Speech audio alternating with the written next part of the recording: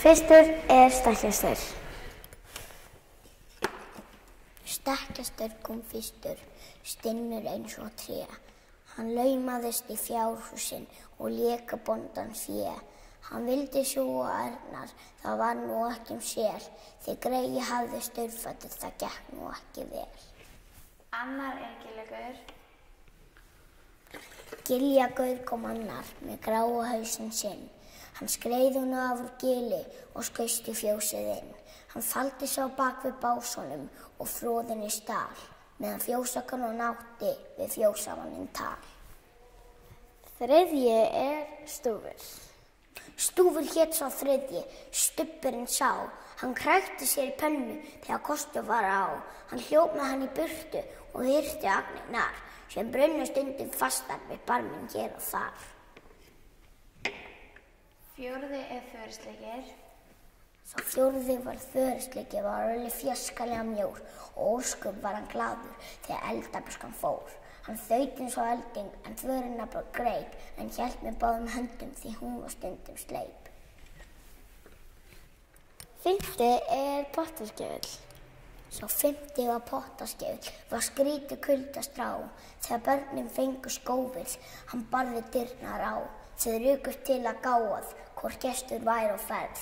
Þá flýtti hann sér að pottinum og fékk sér góðan verð. Sjötti askasleikir. Sá sjötti var askasleikir, var alveg dæmalaus. Hann framundan rúminu rak sér ljóta haus, þegar fólkið setti askana fyrir kött og hund. Hann slungi var hann á þeim og sleiki á ýmsa lund. Sjöundi hurðaskellir. Sá sjöundi var hurðaskellir. Sá var nokkuð klúr þegar fólki vildi í rökkrunum fá sér vænan dúr. Hann var ekki skeljaður nugginu því, þó harkalega marraði hjörunum í. Áttundi skyrgamur.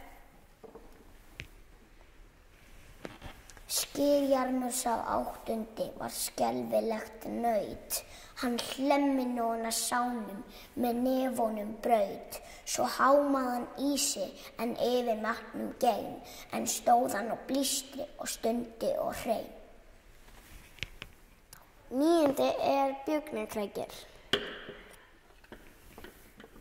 Sá níundi var bjúgnakrækir, brögðóttur og snar. Hann henti sér úr rjáfrinn og nuplaði þar. Á eldhúsbita sat hann í sóti og reyk og át þar hangi bjúgu sem engan sveik. Tíundi gluggagægir. Sá tíundi var gluggagægir, grályndur mann. Hann laumaðist á skjáinn og leit inn hann. Ef eitthvað var þar inni, áleitlegt að sjá, oftast nær seinna, í það reyndi að ná. 11. gáttaþefur. Sá 11. var gáttaþefur, aldrei fékk sá kvef og hafði þó svo hlálegt og heljarstórt nef. Hann ilma laufabreiðið fann hann upp og heiðar fann og léttur hann svo reykur af lyktinni að rann. 12. kjötkrókur. Sá 12. var kjötkrókur, kunn á ýmsu lag. Hann þrammaði í sveitina á Þorláksmessudag. Hann krækti sér í tutlu þegar kostur var á, en stundum reyndi stuttur stauturinn hans þá. Og 13. kertasníkir.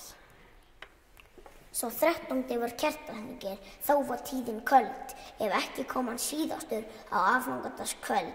Hann elti litlu börnin sem brostu glöð og fín og trítluðu bæinn með tólgarkertin sín.